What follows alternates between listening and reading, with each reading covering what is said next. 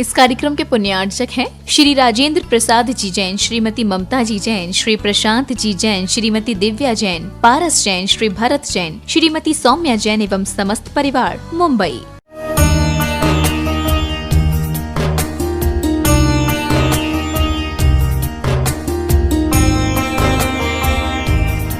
ओम नमः सिद्धेभ्यः। ओम नमः सिद्धेभ्यः। ओम नमः सिद्धेभ्यः।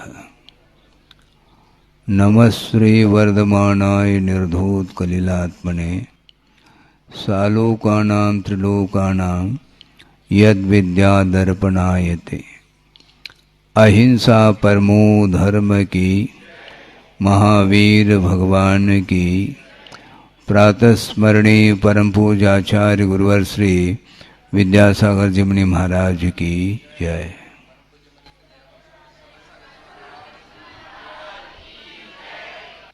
एक प्रसंग आपके सामने रख रहा हूँ, वह ये है, स्वयं का कल्याण करना यह तो कठिन है ही, किंतु स्व कल्याण के साथ पर का कल्याण करना इससे भी अत्यंत कठिन कार्य हुआ करता है। अपने मन को केंद्रित करना, अपने मन को नियंत्रण में रखना, यह पुरुषार्थ साध्य है, किंतु दूसरे के मन को नियंत्रण में रखने के लिए सहयोग दिया जा सकता है, किंतु कार्य स्वयं को करना होता है। सहयोग अलग है, निमित्त ये अलग है, और स्वयं पुरुषार्थ के बल पर उन निमित्तों का, उन साधनों का जो अपने से पृथक हैं, उनका आलम्बन लेकर के ही पुरुषार्थ किया जाता है। सैद्धांतिक विषय भले ही क्यों न हो, प्रसंग के अनुरूप उसको रखना मैं अपेक्षित समझता हूँ। गुरुदेव की दृष्टि हमेशा उपादान की ओर रही है। इसका अर्थ ये नहीं लेना चाहिए कि निमित्त का निषेध किया जा रहा हो। उनका ये कहना है कि एक ट्रेन है, रेलगाड़ी जिसको बोलते हैं, वो कहाँ पर चलती है? पटरी पर चलती है। पटरी यह अधिकरण है, आधार है, किंतु बिना पेट्रोल के वह गाड़ी चल नहीं सकती। तो पेट्रोल जो हुआ, यह एक विशेष उसके लिए कारण हुआ, और जो पटरी है ये वह एकमात्र अधिकरण है, एक आधार के रूप में है। पटरी पर गाड़ी खड़ी है, चल क्यों नहीं रही? चलना चाहिए उसको। बिना पटरी के आधार के वो गाड़ी चल नहीं सकती, किंतु पटरी पर खड़ी क्यों है, चल क्यों नहीं रही, यह प्रश्न सामने आता है। तो गुरुदेव का ये कहना है, वह पटरी एक प्रकार से निमित्त है, उदासीन निमित्त है, और जो पेट्रोल है वह अंतरंग निमित्त माना जाता है। इसको, इस दृष्टांत को समझते हुए हमें दृष्टांत की ओर जाना चाहिए कि समोशरण में प्रभु विराजमान हैं और उनकी दिव्य ध्वनि के माध्यम से विश्व का कल्याण हो रहा है, यह भी सत्य है। किंतु उनके समोशरणे में पहुंचने के उपरांत क्षायिक सम्यक दर्शन को प्राप्त करने की योग्यता प्राप्त होती है। बिना उनके सानिध्य के, बिना उनके पादमूल के सामान्य सम्यक दृष्टि अपने सम्यक दर्शन को क्षायिक के रूप में परिवर्तित नहीं कर सकता। यह सिद्धांत है, यह आगम वाक्य है। किंतु जिन जिन लोगों ने प्रभु का सानिध्य पा लिया है, तो क्या वो सारे के सारे अपने सम्यक दर्शन को क्षायिक के रूप में परिवर्तित कर सकते हैं क्या? यह प्रश्न है।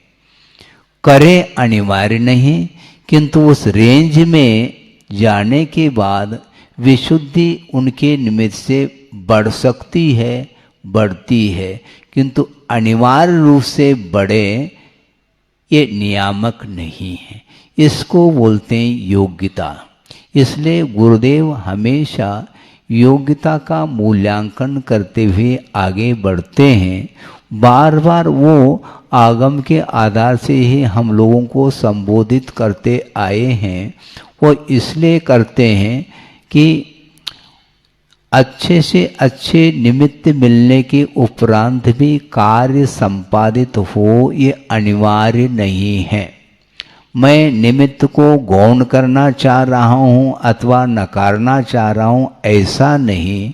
किंतु यह प्रश्न बहुत गंभीर प्रश्न है कि अनादिकाल से संसारी प्राणी इस चतुर्गति संसार में परिभ्रमण करता आया है, और ऐसे भी अनंतानंत जीव इस धरती पर है, इस लोक में, जिन्होंने अभी तक एक बार भी सम्यक दर्शन को उपलब्ध नहीं किया। निमित्त मिलने के उपरांत भी सम्यक दर्शन को उपलब्ध क्यों नहीं किया, यह प्रश्न है। करने वाले कर रहे हैं, यह अलग वस्तु, किंतु नहीं करने वाले जीवों की संख्या भी अनंतानंत हैं। उन्होंने अतीत में कई बार इस प्रकार के निमित्त पा लिए होंगे, इसके उपरांत भी उस कार्य को संपादित क्यों नहीं किया। योग्यता बहुत बड़ी चीज है। इसलिए गुरुदेव ये कहते हैं, जो निमित्त हुआ करता है बहिरंग निमित्त, वह नियामक रूप से कार्य को संपादित नहीं कर सकता। जैसे दृष्टांत दिया था पटरी का, पटरी के बगैर वह गाड़ी चल नहीं सकेगी, रेलगाड़ी, किंतु पटरी सुदूर तक बिछी हुई है, किंतु उसी पटरी पर वह गाड़ी खड़ी क्यों है? क्योंकि योग्य जो साधन चाहिए उसका अभाव होने के कारण। इसलिए सम्यक दर्शन को प्राप्त करने के लिए योग्यता की बड़ी आवश्यकता है।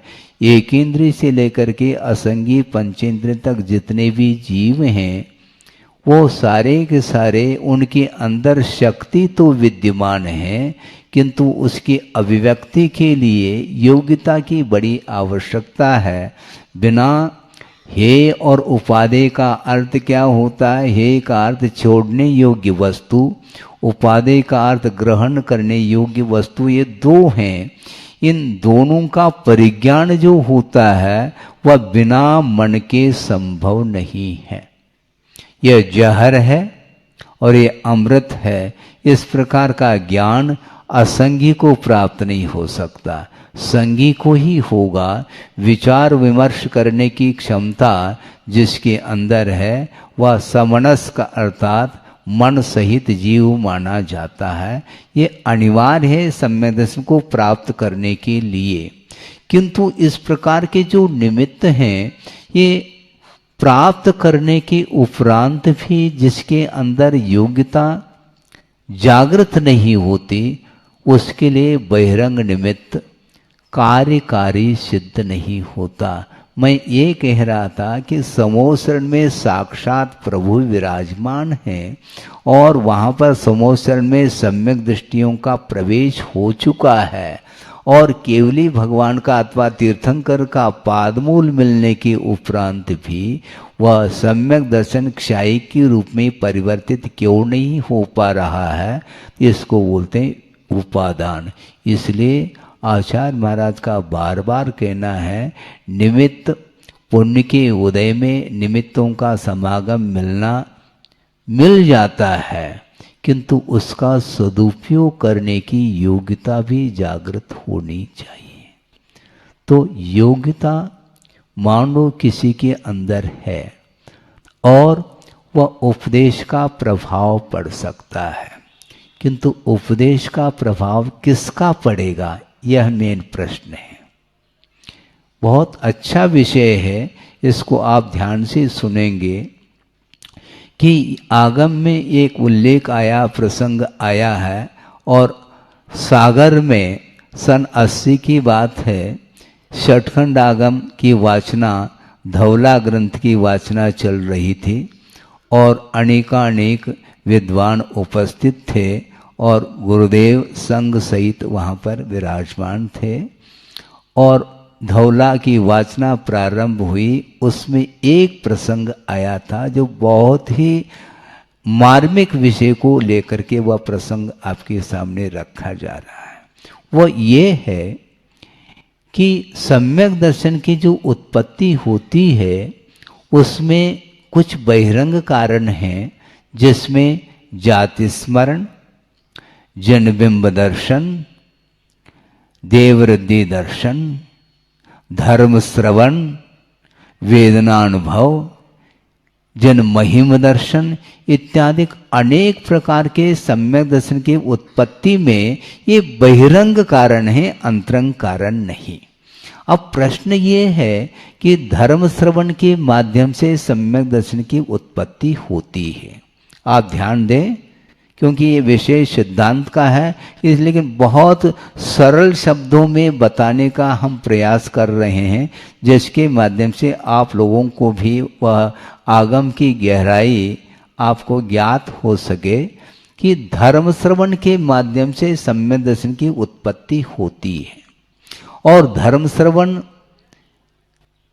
किस किस गति में हो सकता है? सभी गति में धर्म श्रवण के माध्यम से सम्यक दर्शन की उत्पत्ति होती है, ऐसा उल्लेख है।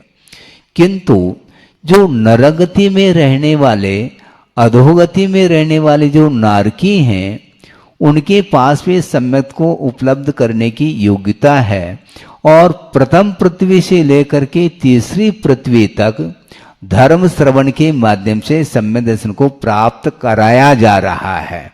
किसके द्वारा महाराज? वहां पर कोई महाराज पहुंचते हैं क्या?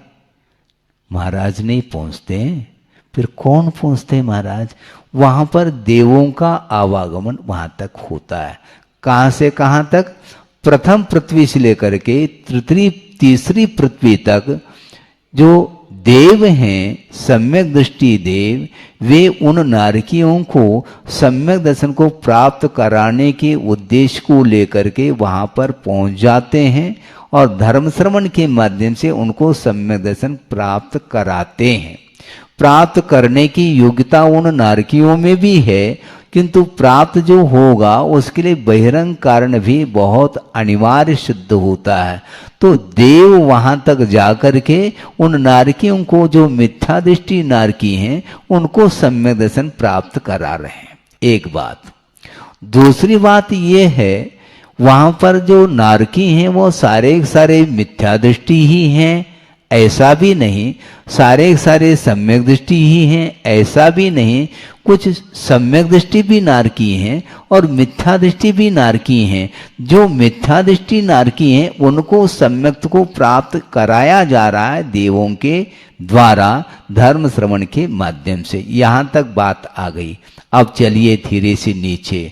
तीसरे पृथ्वी के उपरांत नीचे की जो 4 पृथ्वी हैं, जिनमें नारकियों का आवास वहां पर भी है, वहां पर भी मिथ्या दृष्टि नारकी भी है और सम्यक दृष्टि भी नारकी है, किंतु देवों का आवागमन तीसरे पृथ्वी तक ही होता है, उसके नीचे नहीं।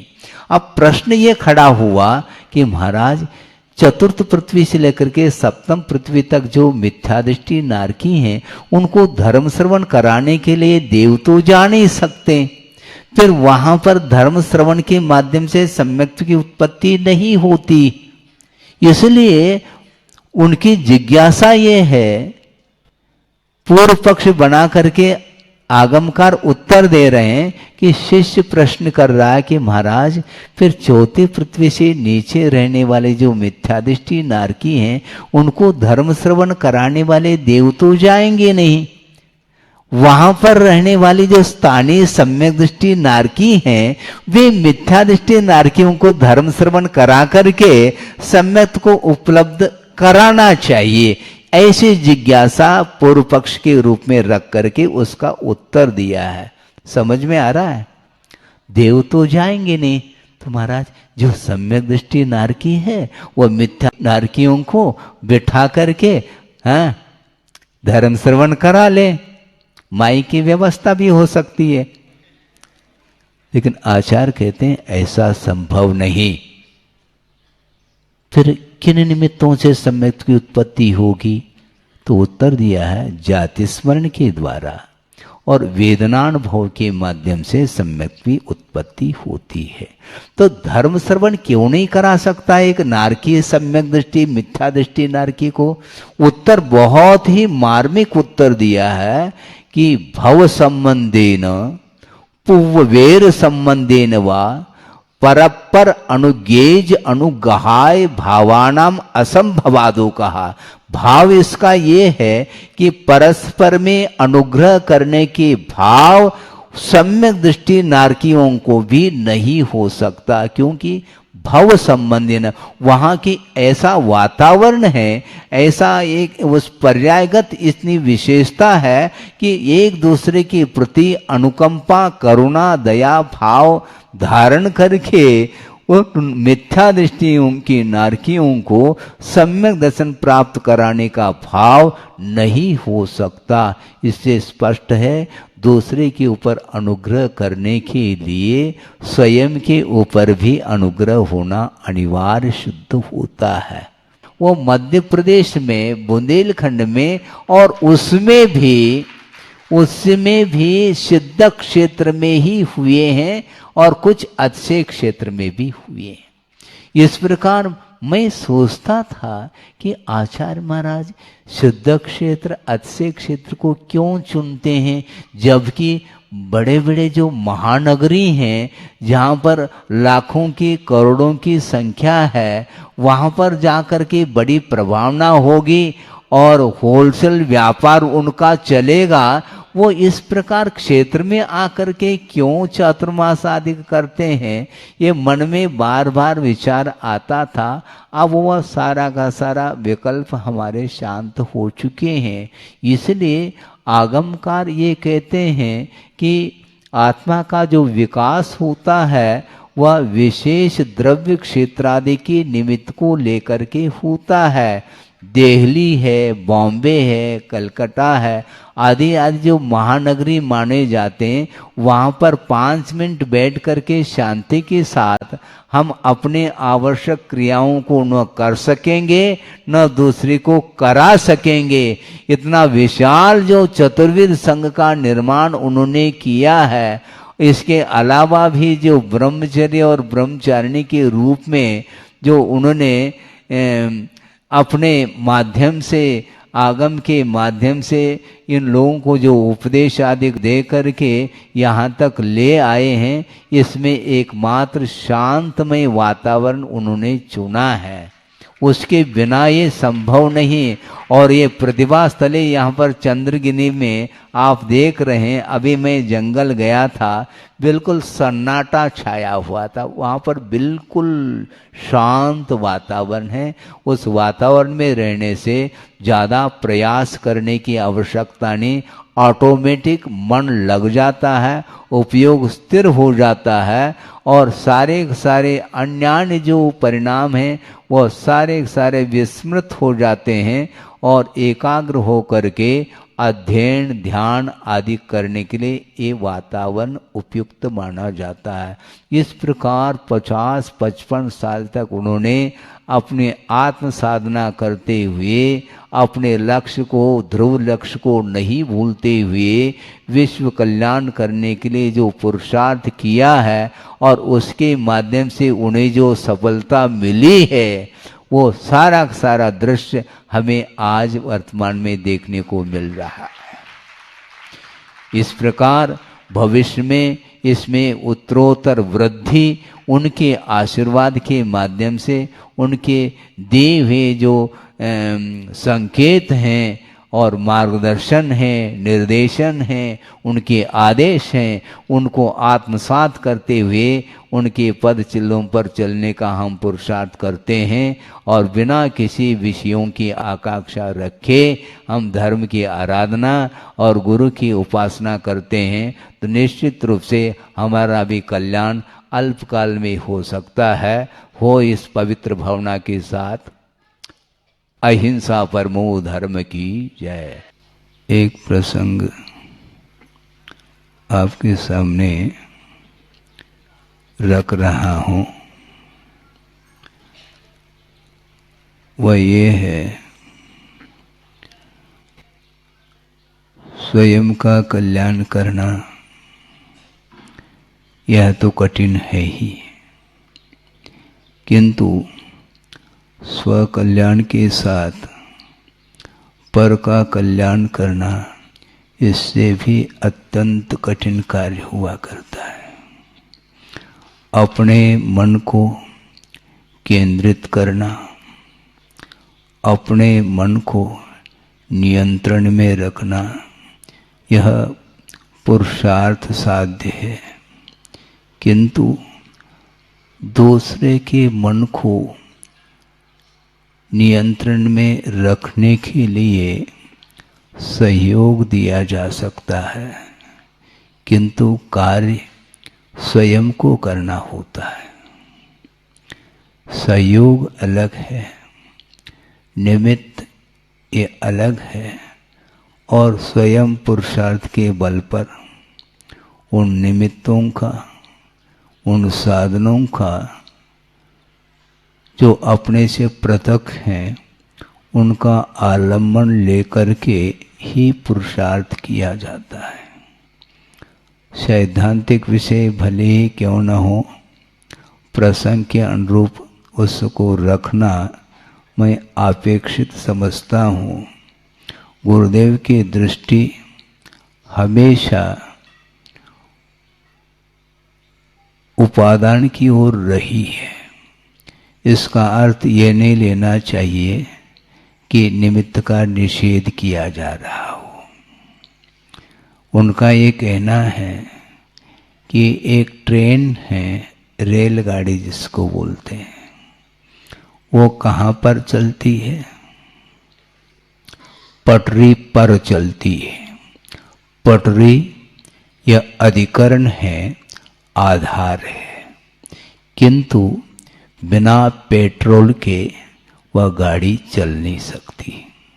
तो पेट्रोल जो हुआ, यह एक विशेष उसके लिए कारण हुआ, और जो पटरी है ये वह एकमात्र अधिकरण है, एक आधार के रूप में है। पटरी पर गाड़ी खड़ी है, चल क्यों नहीं रही? चलना चाहिए उसको। बिना पटरी के आधार के वो गाड़ी चल नहीं सकती, किंतु पटरी पर खड़ी क्यों है, चल क्यों नहीं रही, यह प्रश्न सामने आता है। तो गुरुदेव का ये कहना है, वह पटरी एक प्रकार से निमित्त है, उदासीन निमित्त है, और जो पेट्रोल है वह अंतरंग निमित्त माना जाता है। इसको, इस दृष्टांत को समझते हुए हमें दृष्टांत की ओर जाना चाहिए कि समोशरण में प्रभु विराजमान हैं और उनकी दिव्य ध्वनि के माध्यम से विश्व का कल्याण हो रहा है, यह भी सत्य है। किंतु उनके समोसरने में पहुंचने के उपरांत क्षायिक सम्यक दर्शन को प्राप्त करने की योग्यता प्राप्त होती है। बिना उनके सानिध्य के, बिना उनके पादमूल के सामान्य सम्यक दृष्टि अपने सम्यक दर्शन को क्षायिक के रूप में परिवर्तित नहीं कर सकता। यह सिद्धांत है, यह आगम वाक्य है। किंतु जिन जिन लोगों ने प्रभु का सानिध्य पा लिया है, तो क्या वो सारे सारे अपने सम्यक दर्शन को क्षायिक के रूप में परिवर्तित कर सकते हैं क्या? यह प्रश्न है। करें अनिवार्य नहीं, किंतु उस रेंज में जाने के बाद विशुद्धि उनके निमित्त से बढ़ सकती है, बढ़ती है, किंतु अनिवार्य रूप से बढ़े ये नियामक नहीं है। इसको बोलते हैं योग्यता। इसलिए गुरुदेव हमेशा योग्यता का मूल्यांकन करते हुए आगे बढ़ते हैं। बार बार वो आगम के आधार से ही हम लोगों को संबोधित करते आए हैं। वो इसलिए करते हैं कि अच्छे से अच्छे निमित्त मिलने के उपरांत भी कार्य संपादित हो, ये अनिवार्य नहीं है। मैं निमित्त को गौण करना चाह रहा हूँ अथवा नकारना चाह रहा हूँ, ऐसा नहीं। किंतु यह प्रश्न बहुत गंभीर प्रश्न है कि अनादिकाल से संसारी प्राणी इस चतुर्गति संसार में परिभ्रमण करता आया है, और ऐसे भी अनंतानंत जीव इस धरती पर है, इस लोक में, जिन्होंने अभी तक एक बार भी सम्यक दर्शन को उपलब्ध नहीं किया। निमित्त मिलने के उपरांत भी सम्यक दर्शन को उपलब्ध क्यों नहीं किया, यह प्रश्न है। करने वाले कर रहे हैं, ये अलग वस्तु, किंतु नहीं करने वाले जीवों की संख्या भी अनंतानंत हैं। उन्होंने अतीत में कई बार इस प्रकार के निमित्त पा लिए होंगे, इसके उपरांत भी उस कार्य को संपादित क्यों नहीं किया। योग्यता बहुत बड़ी चीज है। इसलिए गुरुदेव ये कहते हैं, जो निमित्त हुआ करता है बहिरंग निमित्त, वह नियामक रूप से कार्य को संपादित नहीं कर सकता। किंतु इस प्रकार के जो निमित्त हैं, ये प्राप्त करने के उपरांत भी जिसके अंदर योग्यता जागृत नहीं होती, उसके लिए बहिरंग निमित्त कार्यकारी सिद्ध नहीं होता। मैं ये कह रहा था कि समोसरण में साक्षात प्रभु विराजमान हैं, और वहाँ पर समोसरण में सम्यक दृष्टियों का प्रवेश हो चुका है, और केवली भगवान का अथवा तीर्थंकर का पादमूल मिलने के उपरांत भी वह सम्यक दर्शन क्षायिक के रूप में परिवर्तित क्यों नहीं हो पा रहा है, इसको बोलते हैं उपादान। इसलिए आचार्य महाराज का बार बार कहना है, निमित्त पुण्य के उदय में निमित्तों का समागम मिल जाता है, किंतु उसका सदुपयोग करने की योग्यता भी जागृत होनी चाहिए। तो योग्यता मान लो किसी के अंदर है, और वह उपदेश का प्रभाव पड़ सकता है, किंतु उपदेश का प्रभाव किसका पड़ेगा, यह मेन प्रश्न है। बहुत अच्छा विषय है, इसको आप ध्यान से सुनेंगे कि आगम में एक उल्लेख आया, प्रसंग आया है, और सागर में सन 80 की बात है, षटखंड आगम की वाचना, धौला ग्रंथ की वाचना चल रही थी, और अनेकानेक विद्वान उपस्थित थे, और गुरुदेव संग सहित वहाँ पर विराजमान थे, और धौला की वाचना प्रारंभ हुई। उसमें एक प्रसंग आया था जो बहुत ही मार्मिक विषय को लेकर के वह प्रसंग आपके सामने रखा जा रहा है। वो ये है कि सम्यक दर्शन की जो उत्पत्ति होती है उसमें कुछ बहिरंग कारण हैं, जिसमें जाति स्मरण, जनबिंब दर्शन, देववृद्धि दर्शन, धर्म श्रवण, वेदनानुभव, जन महिम दर्शन इत्यादि अनेक प्रकार के सम्यक दर्शन की उत्पत्ति में ये बहिरंग कारण है, अंतरंग कारण नहीं। अब प्रश्न ये है कि धर्म श्रवण के माध्यम से सम्यक दर्शन की उत्पत्ति होती है। आप ध्यान दें, क्योंकि ये विषय सिद्धांत का है, इसलिए लेकिन बहुत सरल शब्दों में बताने का हम प्रयास कर रहे हैं, जिसके माध्यम से आप लोगों को भी वह आगम की गहराई आपको ज्ञात हो सके कि धर्म श्रवण के माध्यम से सम्यक दर्शन की उत्पत्ति होती है। और धर्म श्रवण किस किस गति में हो सकता है? सभी गति में धर्म श्रवण के माध्यम से सम्यक दर्शन की उत्पत्ति होती है, ऐसा उल्लेख है।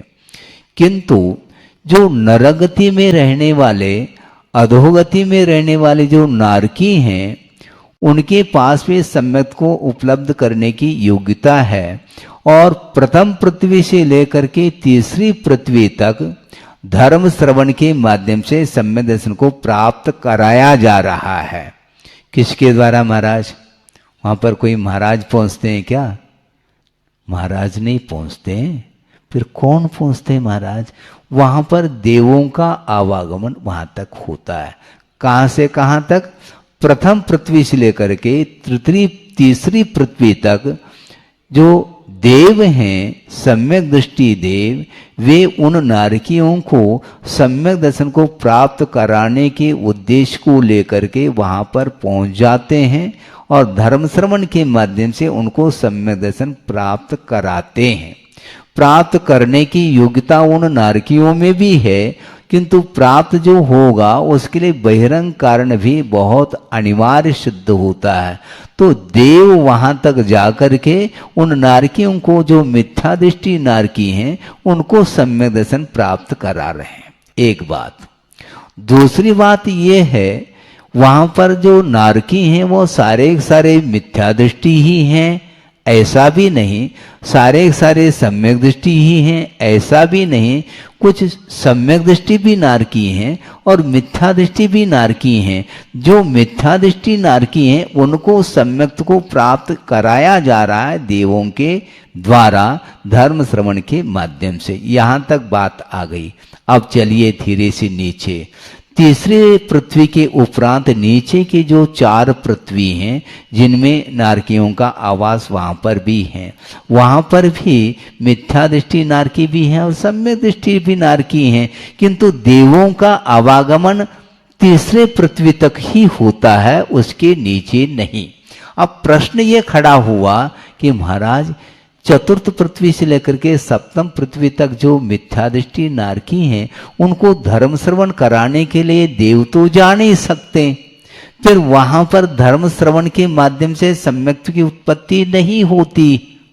इसलिए उनकी जिज्ञासा ये है, पूर्व पक्ष बना करके आगमकार उत्तर दे रहे हैं कि शिष्य प्रश्न कर रहा है कि महाराज फिर चौथी पृथ्वी से नीचे रहने वाले जो मिथ्या दृष्टि नारकी हैं, उनको धर्म श्रवण कराने वाले देव तो जाएंगे नहीं। वहां पर रहने वाली जो स्थानीय सम्यक दृष्टि नारकी हैं, वे मिथ्या दृष्टि नारकियों को धर्म श्रवण करा करके सम्यक को उपलब्ध कराना चाहिए। ऐसी जिज्ञासा पूर्व पक्ष के रूप में रख करके उसका उत्तर दिया है। समझ में आ रहा है? देव तो जाएंगे नहीं, तो महाराज जो सम्यक दृष्टि नारकी है वह मिथ्या नारकियों को बिठा करके धर्म श्रवण करा ले। माई की व्यवस्था भी हो सकती है, लेकिन आचार्य कहते हैं ऐसा संभव नहीं। फिर किन निमित्तों से सम्यक की उत्पत्ति होगी? तो उत्तर दिया है जाति स्मरण के द्वारा और वेदनानुभव के माध्यम से सम्यक की उत्पत्ति होती है। तो धर्म श्रवण क्यों नहीं करा सकता एक नारकीय सम्यक दृष्टि, मिथ्या दृष्टि नारकी को? उत्तर बहुत ही मार्मिक उत्तर दिया है कि भव संबंधेन पुव्वेर संबंधेन वा परपर अनुगेज अनुगहाय भावानाम असंभवादो कहा।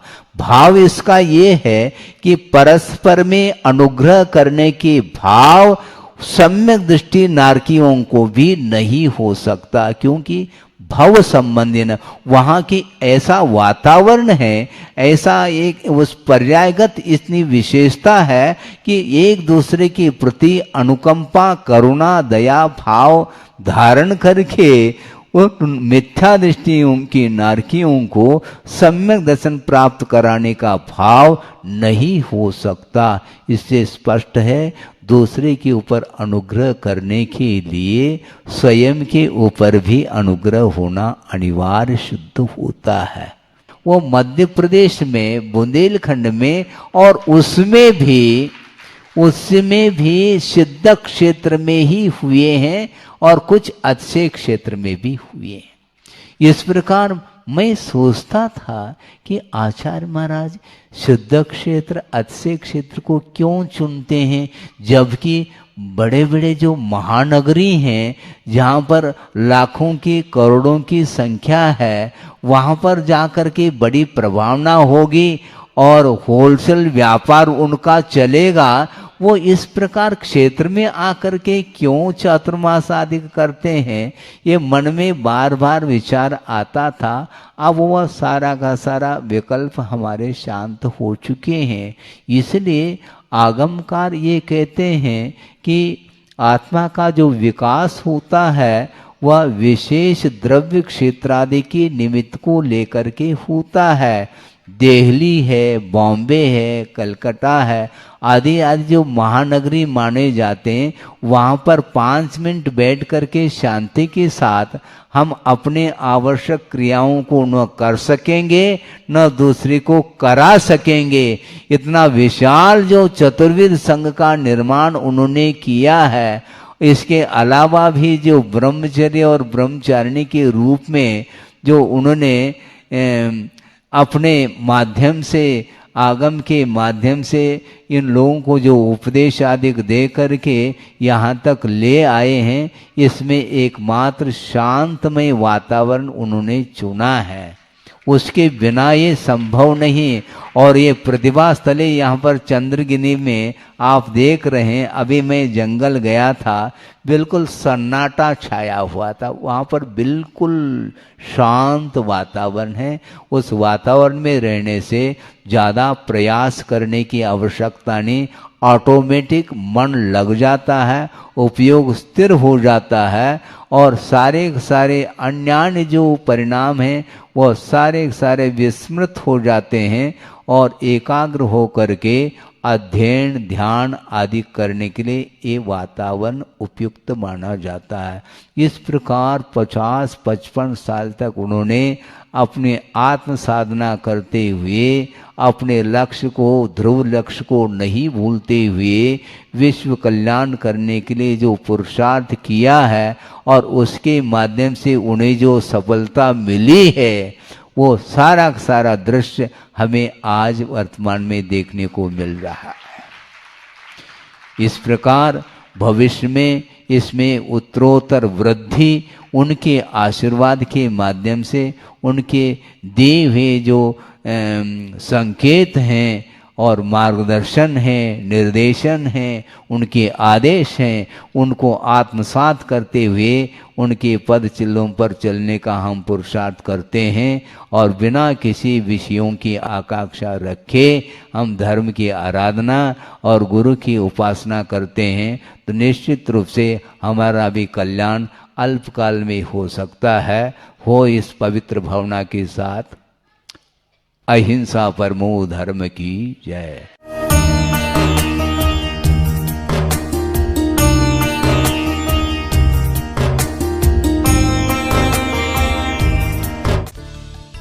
इस कार्यक्रम के पुण्यार्चक थे श्री राजेंद्र प्रसाद जी जैन, श्रीमती ममता जी जैन, श्री प्रशांत जी जैन, श्रीमती दिव्या जैन, पारस जैन, श्री भरत जैन, श्रीमती सौम्या जैन एवं समस्त परिवार, मुंबई।